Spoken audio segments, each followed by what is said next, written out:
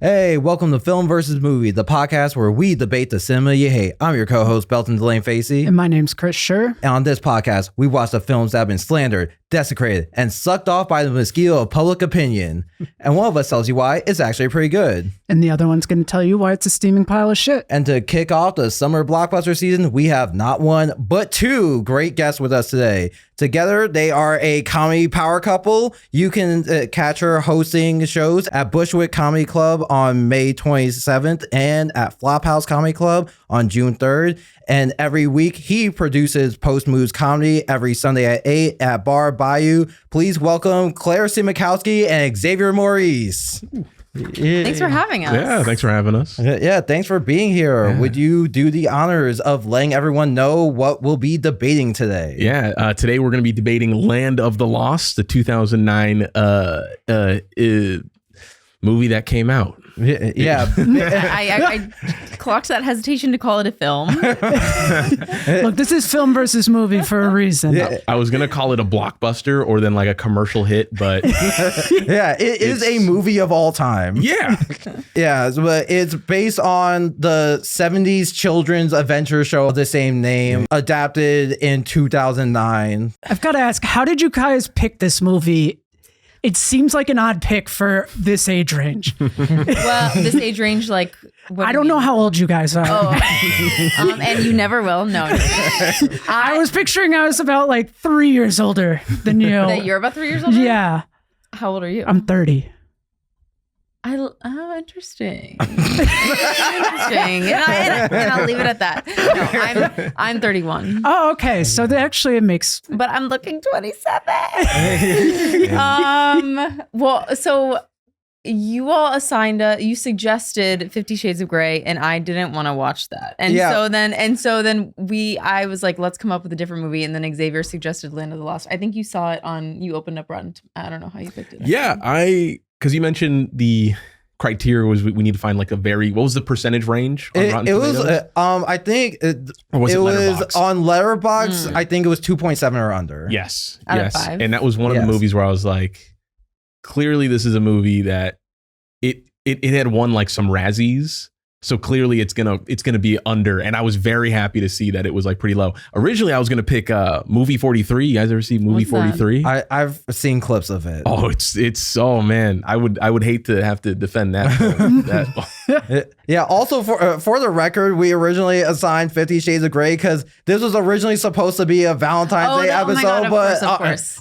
Schedules did not work out. No, of course. I completely forgot. Yeah, we saved that movie for special occasions. Yeah, of course. And that's how it was made. It was meant to be watched on special occasions, I'm sure.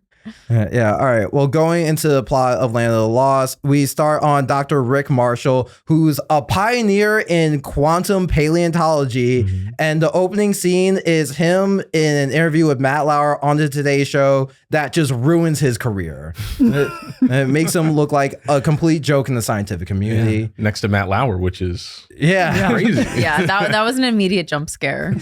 It's weird. I think this is like the second movie that Matt Lauer's been in. I'm like, oh, Jesus. Yeah, I feel like I've seen, he's in 30 Rock a couple times, I think. And so I feel like every time I watch something, it's like, I'm not prepared and he's there. Yeah, he's also in the first episode of Unbreakable Kimmy Schmidt interviewing women who just got out of a bunker. Oh my God. Oh, Scary. wow. He's like, man, I know a lot about locking the door. Yeah. All right. Well, Rick Marshall, after that interview, he now works a low-level job at a museum. He's approached by Holly, who's a doctoral candidate at Cambridge, who provides evidence for his theories, inspires him to finish his tachyon amplifier.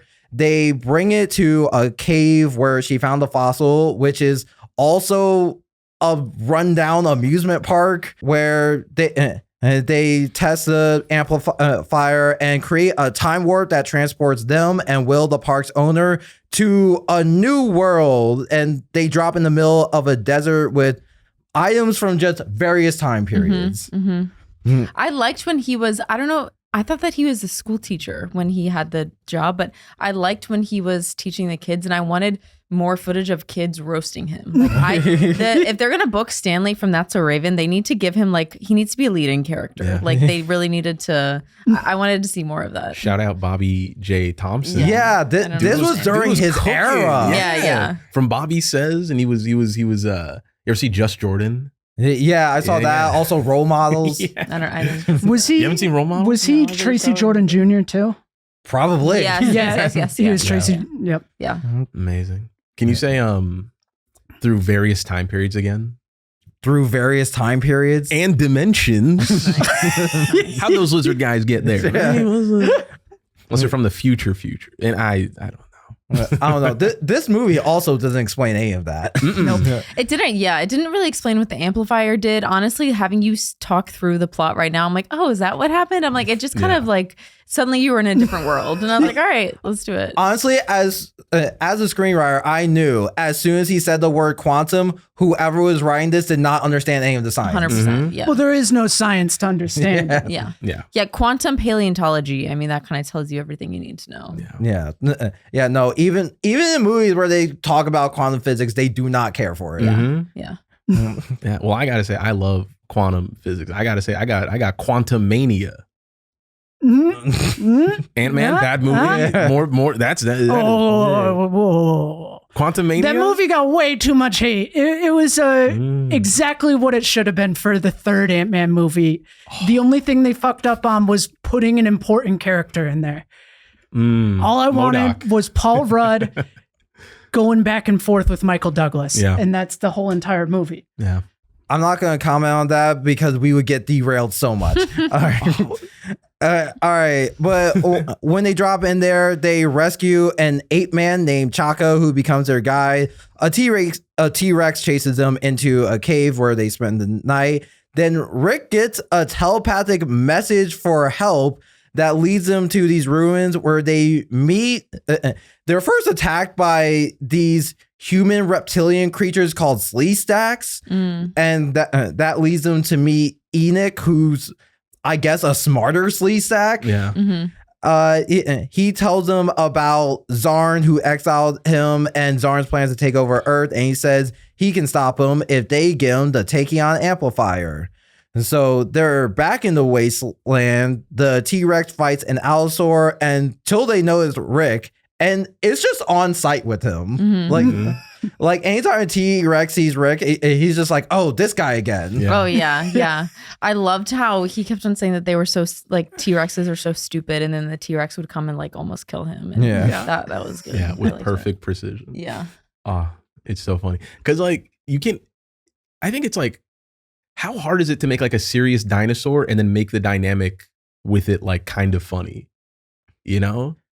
I mean, that's also the thing about dinosaurs. Anything behavioral wise is just scientific fan fiction. Exactly. Yeah. Because there's like on the scale, there's like Dino, which is like classic, beloved, funny, goofy cartoon dinosaur, locks you out of your house. And then you have like all the Jurassic World guys that like aren't doing anything funny. This dinosaur, I was like, all right, he's got jokes. He's throwing walnuts. I think the line is that you have to be able to outrun the dinosaur, and it's funny. If you can do like a skit where you're running and the dinosaur's chasing you, that's a funny dinosaur. But if it's a real dinosaur speed and it just sprints and gets you, then it's scary. Yeah.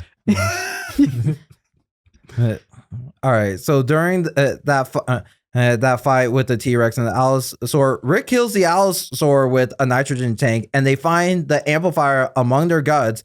Then a pterodactyl takes the amplifier to their nest in a volcano. I loved that. Yeah, they go up to the volcano, get back. Then Holly goes off on her own, discovers a hologram message where she finds out Enoch is an escaped convict bent on ruling the world who killed Zarn. Sleestaks capture her for assisting Enoch. The rest of them find her and incidentally incriminate themselves and also assisting Enoch. And then Enoch arrives, controls the Sleestaks. In the ensuing battle, Enoch stays trapped in his world. Rick and Holly go back to Earth. Will stays behind with Chaka, And then the movie ends with Rick going back on the Today Show to unveil his new book, Matt Lauer Can Suck It. Which I think aged very well. That one aged really well. Yeah. I would love to buy that prop. Right. I'm sure it's worth tons now. Yeah, they were selling Chaka's teeth a little while back. Really? Yeah. Lonely Island podcast was talking about it. Quaid Army. Because Chaka is one of the Lonely Islands. It's Jorma Taccone, Yeah, which like I feel like out of this whole movie, Chaka's teeth is just a weird thing to sell. I agree. It was definitely a memorable part of the movie, I will say. Yeah. If you could have any item from that movie, what would you want? The tachyon amplifier that plays chorus line. Yeah, it's gotta be the amplifier. I'd want one of those Slee Stack skulls. Yeah, that'd be cool. Sick. I think I would get like a full body sleeve sack just like to prop up in the corner of my apartment. Yeah. Better than skull, yes. Yeah. It would be a good conversational piece. Yeah. All right. Well, this movie was directed by Brad Silberling, who also directed films such as City of Angels and Series of Unfortunate Events. Banger. Yeah. It was written by Chris Henchy, who also wrote The Other Guys in The Campaign, as well as Dennis McNicholas, who was a head writer at Saturday Night Live for a while. As mentioned before, it was loosely based on a children's adventure series that aired during the 70s. And it's very loosely based. They kept the same names as the main characters from the city, but as the series. But in the series, Will and Holly were Rick's kids. So they were just this adventure going through the world. Yeah. I hate that they then made Holly his love interest. Yeah. Like it's a really weird decision. They could have just changed the names. Yeah. I haven't seen the TV show, but I feel like it's different enough that it would warrant changing the names. And especially if you're making the kid the love interest, go ahead and change those first names. Yeah. Go ahead and just mix it up a little bit. Yeah. I think that's a good point. I think they could have done a situation where it was like, oh, well, I'm Will Marshall. Here are random characters. And then like, hey, there's a picture. Those are my kids, Will and Holly. Yeah. You know? Yeah. Especially when they're just not going to be the same as the characters. Yeah. The I haven't seen the movie either. The movie, I mean, I have seen the show. I haven't seen the show, but the movie makes me kind of want to watch the show in a really deep way. Very. Like the studio definitely wanted you to watch the show.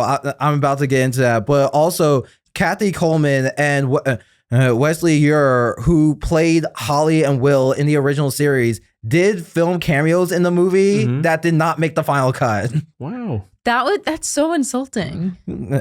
To not make the final cut. Yeah, like for that movie too. Yeah, like, that's the thing. They weren't using time precisely. Yeah. Yeah. They're moving sideways in time with that movie. Yeah, I do wonder what their cameos have been, if they were just going to be like the grown version of their character. Would be like, yeah, we've been stuck here forever. Can you get us out? Yeah, this place sucks. Or maybe they were just like in those alien spacesuits and like you just don't see their faces, but they're just those two of those guys. Oh, like how a whole lot of people technically have Star Wars credits because they just wanted to be a stormtrooper in episode 7. Yeah. Yeah. It's like how everybody has a Comedy Central credit, or like XM radio credit. It's like you can just kind of. Yeah, it's like no one listens to Sirius XM. You can just make it up. You're right. But yeah, the director Brad Silberling, he did say in an interview with Time Magazine that he described this as a taboo version of the original show, saying he wanted to get like the wrong group of people stuck in there who would make stupid choices.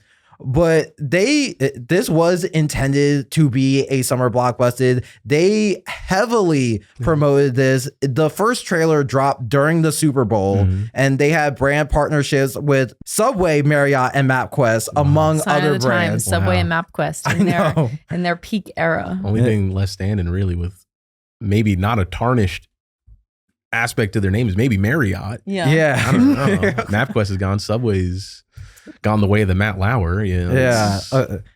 And then they also made sure like everyone could watch the original series leading up to the movie. They made sure the channels Sci-Fi and Chiller had constant marathons of it on in the month or so leading up to it. It was available on Hulu and Xbox Live. Yeah. And also to promote this, Will Ferrell went on the season 4 premiere of Man vs. Wild.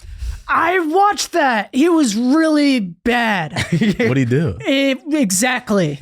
You kind of were expecting this was like peak Will Ferrell coming off of Step Brothers and whatnot. Yeah. So I was like expecting the funniest guy, and he was very dull and like serious. That's surprising. Yeah. Really? I remember waking up at 7 a.m. and I turned on Discovery and I was just like, oh, it's Will Ferrell, man. That's so cool. Yeah. And it was really boring. Yeah. Well, you wanted to see Will Ferrell drink some pee. Yeah. I wanted to see Will Ferrell. Well, if you want to see Will Ferrell drink some pee, I got a movie for you. Because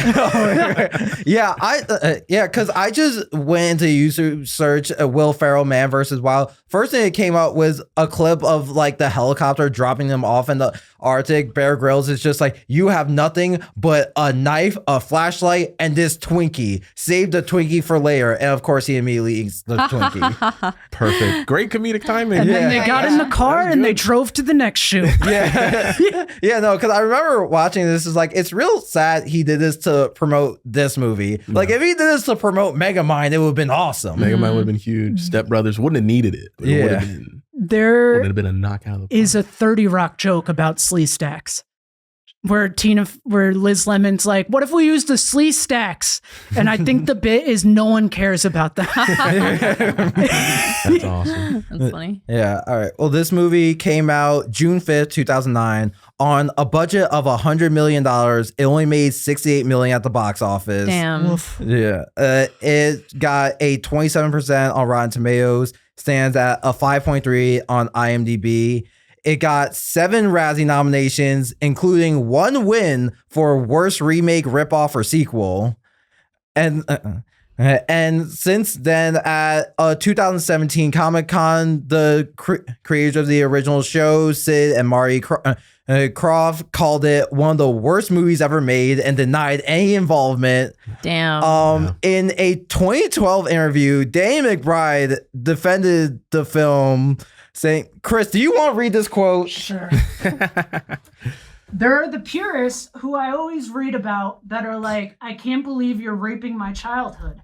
If Land of the Lost is your childhood and we're raping it, I apologize. I think the show is awesome, and I think screenwriters Chris Henchy and Dennis McNillis keep the mythology intact without taking it too seriously. If it were taken too seriously, it's just Jurassic Park. We've seen that movie before. This is a more interesting take on that tone. I would say a subdued take from Danny McBride. I was like, damn, Danny, you're kind of balling there. Unnecessarily graphic, given how like silly the movie is. Yeah. Like, Yeah. all right, we don't need to. Like, this movie was not R-rated. No. But people would like throw around that phrase to like any remake that was going on at that time. Do you remember that with like all the Indiana Jones? Oh, and the other yeah. stuff? They're like, my child did this much. I'm like, dude, shut up. I've never heard that. Just don't watch the movie. Yeah. All right. Well, now it's time for our opening statements. Yeah. Chris and I will be attacking the film. Clara and Xavier will be defending it. Okay. Land of the Lost delivers as a categorical comedy action movie, and anyone who says otherwise is a snob. Even if you are unsatisfied with the effects and the writing, which are not the disgraceful flops Rotten Tomatoes would have you believe, the comedic chemistry between Will Ferrell and Danny McBride would be enough to carry the film. That's right, I said film.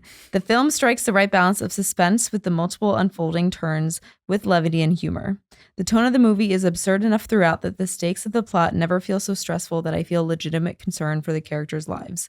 Rather, given the voice of the film, I was able to laugh off every threat of danger due to sublime comedic deliveries from the actors. I was able to enjoy myself and properly relax for the whole 102 minutes. It's never good when you're saying how long the movie is. It was too long. It was too long.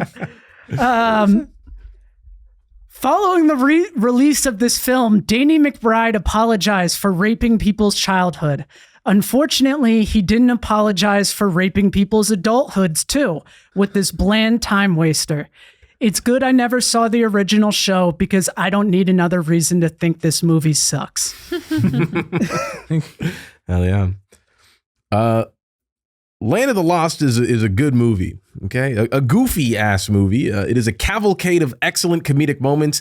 I found myself in the Land of the Lost, and I know that others will too. It is a wonderfully weird and silly adventure. That's all I really have, yeah. Okay. You're only supposed to have one opening statement between the two of you, but that's cool. Oh, really? Oh, yeah. Oh, I thought you said two different ones. I don't think I did. Well, we could have taken that, put that on top, edit it so it's me going doing mine, and then Claire's, because Claire's is actually very good. No, just do both. Yeah. All right, I guess I'll start because since you both mentioned the comedy, I feel like there wasn't enough like interpersonal conflict for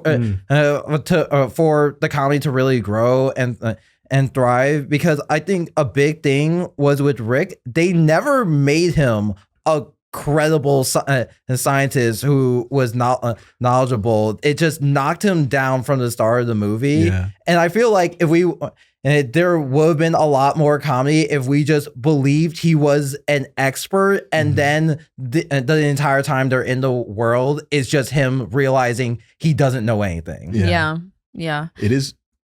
You go ahead. Well, one of the parts of one of my concessions is like, he is this not esteemed, but like he's a scientist and he's been in science for however many years, his entire career, but he's so stupid, and like he has that nuance of being both.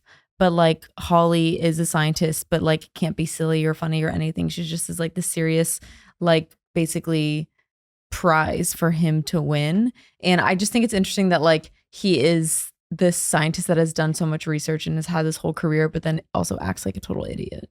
Yeah. I kind of dig it that like this guy who is like just a complete like rube, like a very like well-educated rube, he's just right about one thing, and his device did just work. And then everything else, he's completely he's wrong about the dinosaurs. He's wrong about the slee stack moving slow. He's wrong about talking to Chaka and stuff. It's everything. And it's just, I don't know. I found that so charming where he's like, and you don't really see Will Ferrell like play like a guy who's such like an utter failure, and he also like the self-loathing too. I didn't really love like parts of the where he's like talking about like the overeating, where he's like, see, I thought that was funny. The only part of that I didn't love was when he's like, you know what an M&M donut is? It's when you put M&Ms on a donut so you don't have to eat M&Ms after. You didn't like that? I was like, I thought that was funny. I was like, someone wrote that, because there's a lot of moments in the movie where there's like, okay, you can kind of tell they were kind of doing a little improv here and there. That I felt didn't like the M&M joke? Well, I completely agree. I thought the whole eating stuff was kind of Basically, I thought the Matt Lauer at the beginning was funny. Yeah. And then I thought that there is a desert of comedy up until when they get high. Like, I just thought there was like a solid 45 minutes where I'd maybe like chuckle every once in a while. Yeah, because I also felt like the jokes weren't part of the story. Like, it felt like we had to like divert away from it to have the jokes, and so it felt kind of forced and on that. Natural is kind of the thing where it's like in comedy stories, the characters aren't supposed to know they're in a comedy, but here it feels like they're doing bits. Yeah, that's a good point. I think with like a good amount of like SNL like led in base movies, it is kind of like, it does kind of feel like sketch to sketch to sketch to sketch kind of throughout, with like a little bit of like a through line going on there. So I can see that a bit, but come on, drinking pee. It kind of feels like they're really desperate to take original property and then make it into another moneymaker. And they didn't really put a lot of thought into actually how it's going to get done. They just found filmmakers and actors, and they're like, we have a lot of money and we own this intellectual property. Could it be a movie? Yeah. Because I mean, considering it seems like everyone involved in the promotion talked about like this being a parody of the show. I wonder, like, am I supposed to be familiar with the show going going into this, because then I have to question who's the audience for this, because the show came out 35 years prior to his movie, so it's like anyone who watched the show is an adult, right? And in which case, because I kind of felt like throughout the movie they want, the filmmakers wanted it to be an R-rated comedy, but the studio wouldn't let them, and would have made more sense for it to just go full out on the raunchiness if you're just gonna go for that all-out parody. Yeah. Because where is the kind of audience for this? Because it is kind of paying homage. I only saw like some people on Reddit that were like, "Hey, it's all right," and then Roger Ebert was like, "Hey, I had fun with it." And I was like, "All right, Roger Ebert." He gave it a 3 out of 4, and I was like, "All right." He called it. Wait, I got the quote.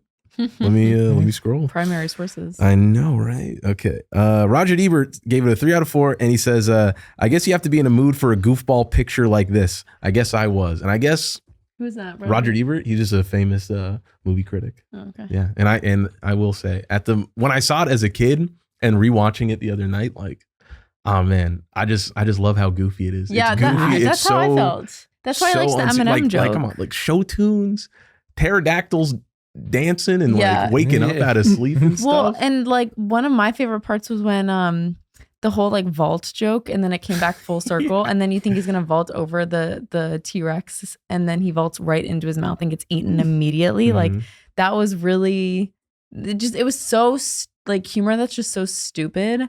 I just really enjoy. I mean, I pole vaulted in high school, so from the second he picked that up, I was just like, yeah, this is terrible form. Yeah, I think with the world of the Land of the Lost, like it is kind of, it's like it's a nonsense place. It's a non sequitur ass environment they're in, because you have things being pulled from like all times and like all dimensions, all kind of like flooded into one. So I think this style of comedy kind of does it well, where it's like where the story is just kind of like things kind of do just like happen. They don't really find the tachyon amplifier, just kind of just shows up and then they have to go chase it again. Yeah. Because like they're in this world where like truly like nothing makes sense. There's dinosaurs here, there's lizards people, there's the monkey men and all that. Like I think you can only find like where your compass is going kind of everywhere. So you kind of like have to find, I don't know, some kind of like internal guidance, kind of go with the flow. Enoch showing up and giving them like any kind of guidance, like they would have gone fucking nowhere. They would have stayed in that cave the whole damn time, like those soldiers dancing with Chaka. Okay, when Chaka was dancing and he was doing the thrusts. When Chaka was singing the chorus line like in perfect English was so funny. Yeah. That was so, and then they're all looking like, and he like, was that Yorma singing? I bet. I hope it was. He was good. They were all good singers, I have to say. Yeah, and I will say, Danny McBride, Will Ferrell, kind of at like the peaks of they're batting hot. They're coming off of like, I'm guessing like what, Eastbound Down might have been going on at the same time. Maybe was this before or after Step Brothers? But Will Ferrell, I think this is not the crown jewel in the Will Ferrell renaissance. This is on the record, Xavier. But it's like, I would say in the Will Ferrell renaissance from like what, like Elf, from like old school to like Watson and Holmes. It ends at Watson and Holmes. I feel like it does, because there was kind of like a consistent, like he was like back to back to back. Yeah. To back. And then Watson and Holmes felt like, oh, okay, well, this is kind of like way too late to come He out. stopped working with Adam McKay. Yes. Yeah. The general vibe was Adam McKay knew how to write Will Ferrell and they just worked with each other well. Yeah. But because of the Lakers show, Adam McKay took, who's his sidekick? John C. Reilly to play Jerry Buss. Yeah. And so he had already told Will Ferrell that he was going to do it. And then they had a falling out. Yeah. Yeah. What had Adam McKay and Will Ferrell worked on together? A lot. Like Oz. Anchorman, the other guys. Anchorman, Talladega Nights, Step Brothers. Pretty much like the roles Will Ferrell is best known for. Yeah. I didn't know Adam McKay did that. Yeah, but I mean, going off of that, I do feel like this movie, because I think part of the reason why the Will Ferrell Adam McKay partnership works so well is because Will Ferrell does a great job with characters who like think they start off thinking and believing they have much more power than they actually do, and then it gets undercut, but what makes those films like above the Land of the Lost is that in those films, usually we as the audience get to see their power. Like for Anchorman, we spend time with Ron Burgundy and understand, oh yeah, he is the absolute shit when it comes to news anchors, and that's where like here like Will Ferrell plays Rick Marshall the same way. I just felt like as the audience, I wasn't on his side as much because like the thing with the pee gag again, if I'm just laughing thinking about it. Because the color was dark. It looked like apple cider. Oh yeah, good. I mean, it goes on so long. And like to me, if they made him credible at the beginning to a point where if he said, I was just like, oh yeah, that makes sense. But since I thought he was a total idiot, I kind of like saw it's just like, oh, this is gonna get him in more trouble. I kind of thought that it was gonna be the key to like help them, and then the other two didn't do it, and then he just drank piss, and that's what it was. The piss was gonna help long term. I thought so because they did take a lot of time with this. You'd imagine, that they would have done a little more. Oh yeah, no. You had a lot more faith in him than I did. Yeah, I did. The line where he's just like, "Oh, so how'd you get it?" He's just like, just like stand under some dinosaurs. Yeah, like fly fishing. I thought that the lines around it were funny. The visual of him drinking piss and like showering himself in a gallon of dinosaur piss, I didn't like. Well, it's also just that big jug. Yeah. I've never seen a jug like that in my life. I can't talk about this. I mean, I've seen that because I know it's used for camping. Well, because it's made so that when it's empty, it condenses and takes up less space. But also like to collect pee under a dinosaur, you have to be so accurate. He should have just already been covered in pee. Yeah. Good point. Yeah. Maybe that's one of his specialties as a paleontologist. He just really knew what he was doing there, and that's where his light is shining. You know? Yeah. Because his arc really does. He's in the dirt. He's in the ground when he starts out. Like he's failed. No one fucks with him. His idea is right. And he's like, oh, whoa, I think I have like total control of this domain. Like, because when they're walking through the land, like he's saying like, oh, this is going on and this is going on. And these are the dinosaurs. And oh my God, I'm so right. And then just like again and again and again, he's taking shot after shot, mostly with the dinosaur. And then his arc being like, okay, well, I need to humble myself in front, because the dinosaur is kind of like the peak of his hubris, where it just shows how wrong he is, like again and again and again. Yeah. And then him embracing the dinosaur by sacrificing himself. Then he had to get when he goes in and he gets pooped out. The pole. Yeah. So when he does that, I think that really kind of like, I think it's a little too late for like the full circle, because it does kind of happen like very late in the movie where you're like, oh, okay, well now he's kind of like being a hero, you know? I don't know. Do you think it took too long for them to get there? The whole movie took too long. Yeah, because it's not that it took too long. I just felt like there should have been like a bit more catalyst for him in terms of personal conflict. Because the entire time I felt like with Holly being there, she clearly was much more knowledgeable than him the entire time, and at no point does it occur to any of the characters. Yeah. Because to me, Holly just comes off. She acts like someone meeting their favorite pop star the entire time. Yeah, not knowing their favorite pop star only has like 63 listeners on Spotify, and like you're already a much better musician than them. Yeah. It's that hero worship stuff. Yeah, because it was his theorem to begin with. And like he was, in her mind, he was a genius for coming up with it. And she's convinced that he's right. And so I think even though he's like banished from the science community, to her, he's this like misunderstood genius. Yeah. I always do enjoy the dynamic where there's someone who's like in charge but incompetent, and then someone who's like an underling, and they're like they are the smart one. Kind of like, you ever watch like Venture Brothers? No, you never seen Venture? Oh my God. No. You would love Venture Brothers. Okay. Well, there's Doc Venture and then there's Brock Sampson. I'll move aside from that. But Kim Possible, there's Dr. Draken, and then there's like Shigo. She's actually like competent, like almost beats Kim Possible's ass like every time. And then even like, what is it? Like Phineas and Ferb, like Dr. Doofenshmirtz, and then his daughter as well. It adds like a fun little like trio. And then you have like, I mean, that's like the vibe that like Will and Holly have. Not Will, Rick. Rick has with Holly. And then Will is also just kind of there, just like as the party dude. And Danny McBride plays a party dude. Crazy. That's the thing. I'm not going to dislike a movie with Will Ferrell and Danny McBride. Like the writing and effects can be so bad, but like it's still going to be a fun time. But were the effects that's even what I'm saying. That's what I'm saying. No, they weren't. But the practical, ooh.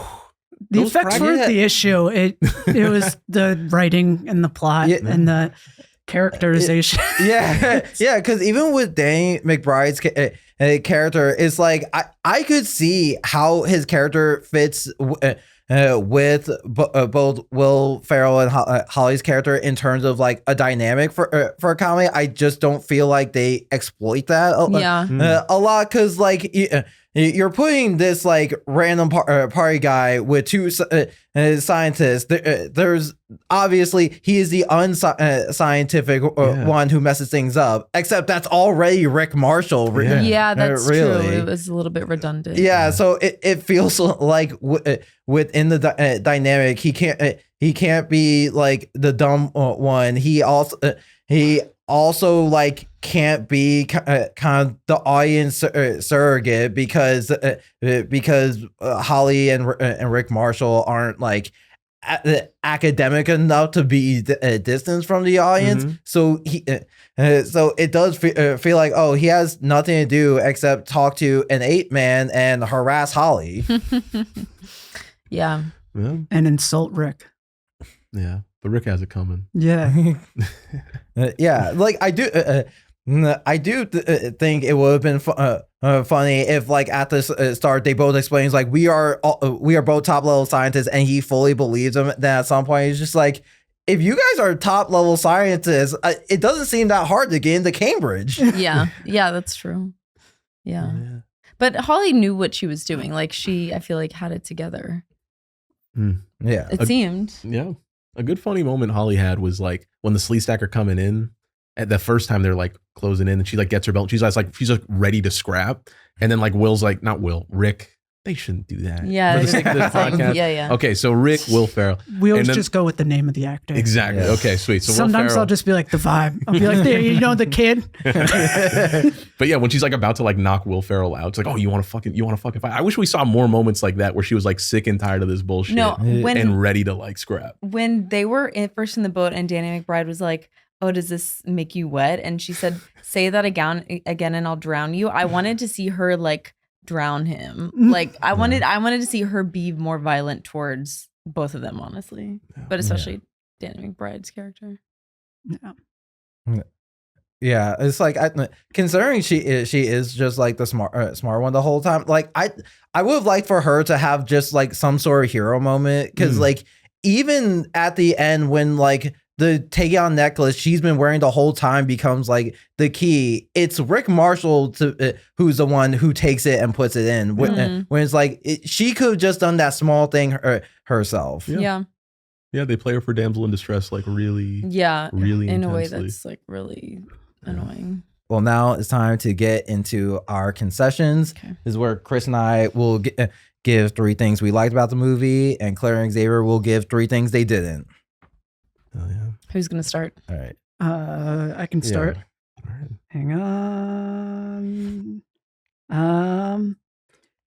I think they came up with the best possible ending with the story they had. I think leaving Danny McBride in the alternate universe and then having Rick be right and rub it in Matt Lauer's face, that was a good finish. That was awesome. Paid off really well. I agree. Yeah. And I love him and Matt Lauer like wrestling on the couch. We go one at a time. Yeah. Okay, I'll go.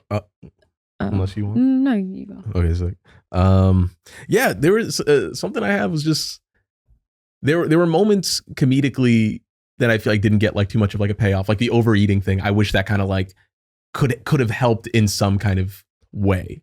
You know, I don't know. Maybe he like ate his way through Grumpy and the dinosaur is just dead. He's like, oh, I'm such an overeater that I ate the dinosaur. Oh, that would be good. And then he's like, oh my God, he's dead. He's like, yeah, there he is. He's right over there. And he's just gone now. And now all the other dinosaurs like me. And then a bunch of dinosaurs show up and they kill all the Sleestack and stuff. That was a moment. And what else was there? There was also, the fondness for miniatures.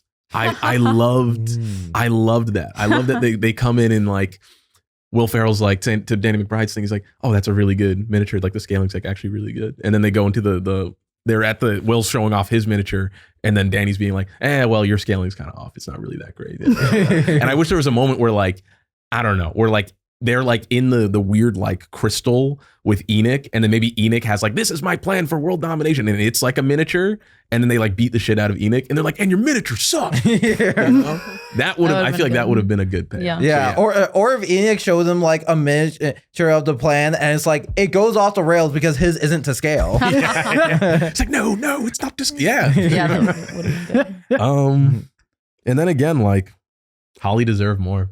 Holly deserved more love. Yeah, I agree with that. Next concession, the whole plot line with the T-Rex, that one was funny all the way through with great payoff. Mm-hmm. Yeah, the end of that was really, really funny. Sick.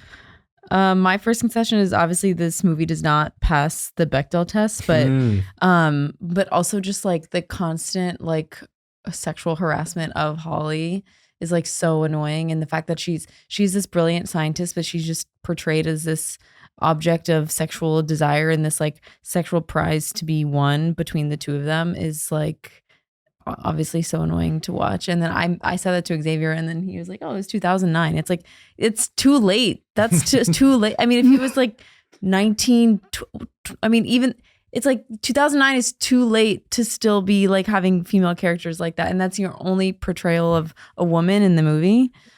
Like, that is the only portrayal of a woman in the movie. Yeah. Well, except for the like 8 women at the end. The concubines who don't speak? Yeah. Or have clothes on. Yeah. Yeah. Okay, I stand corrected. They just Sorry. they just had hair and beads. Yeah. Yeah. Their roles are literally concubine. So I rest my case. All right. And our final concession, the opening scene with Matt Lauer was also very funny. Yeah. Sick. Nice. Sick. Like that actually set like a really fun tone for the movie. Nice. What do you think of the moment with the big crystal, and then they were singing Share? What do you think of that? Wait, they sang Share? Yeah. Oh, Because they find the crystal like. Yeah. That was fun. Honestly, that's something I was totally do. It's like being a kid and like singing into the fan. The fan, yeah. Yeah. I remember where I was when I discovered that. I was like, holy shit, awesome. I'm never leaving my room. What song did you sing? I don't remember. Probably like Spice Girls. Sick. I was doing it. I forget what T-Pain song it was. You'll hear it and you'll She be ride and she roll. Mm-hmm. I'm in love with a stripper. Hell yeah. All right. Well, now it's time for our closing statements. Do you have 2 of those between the 2 of you? We've got 2 It'll of probably everything. just be one. Okay. All right. I guess pick your favorite. Okay. I think. Wait. Mine's kind of long. Yeah, I think we should go. Let's just both read yours first, and I'll read mine. Hell yeah. Okay. No. Well, it's super short, but I just think like in today's age, we've kind of suffered through so many remakes and adaptations that kind of don't meet the bar that a movie like this that gave me like some consistent chuckles, I feel like is a rare find. I think it's a jewel, and I hope other people can like go out and find it and get some kind of levity from it, because we're getting hit with another Harry Potter. You know, that's too much. Yeah. We know all this stuff, but to take like a kind of long forgotten, I don't love the whole like finding any IP and like making it work, but where you can take it and like take as many creative liberties as you want to get the green light to kind of tell whatever story you want. If you're a screenwriter, get that bag, get that shit. make that shit work for you and then do your other shit afterwards. But if I'm going to watch it, make it good, make it funny. Land of the Lost did that. And Roger Ebert liked it. And that was cool. Mine is kind of in a similar vein. Like if you went into this expecting like an Avatar type fantasy movie, then that's on you, because like seeing the cast, you have to know that it's going to be kind of absurdist. And I think it gets it right in terms of the frequency and level of stupidity of the jokes, the active plot, the decent effects. This would be a solid movie to put on while you're folding and putting away laundry, as you could kind of come in and out without majorly compromising your viewing experience, but you'd still get consistent laughs and be intrigued enough to find out what happens next. But you're not so invested in the movie that you're like actively distressed. Yeah. I feel like good sleepover movie too. Yeah, If you're for sure. a Redbox, Yeah. not Yeah. a bad pick. Yeah, for because sure. and think of like movies that are like similar vein in terms of like how they reboot it. I think it's comparable to the Jump Street movies and the recent Jumanji movies. I just think like they kind of took the same approach. Those movies just went more all out with it. Yeah. All I right. didn't know Jump Streets were remakes. It was a TV show. Yeah. All right. Speaking of Jumanji, you ever see Zathura? Yes. What do you think of Zathura? I loved it as a kid. That movie kicked ass as a kid, I dude, know. with the robots and all the oh man. Never saw it as a kid. I don't know what that is. Oh, what's have us back. Have us back. Let's go Zathura. Yeah. We got our sides. All right. My closing statement. Yeah. This movie should have never entered the land of the found. Its attempt at parody falls way short due to lack of structure and vision, resulting in only 2 funny scenes that age poorly, knowing how terrible Matt Lauer actually is. I give this movie one long trip through a T-Rex digestive tract. Hell yeah. That was Nice. good. Yeah. Well, thank you guys for coming on. And you. Thank you where for can having people us. follow you? I'm on Instagram and TikTok at Siemietowski.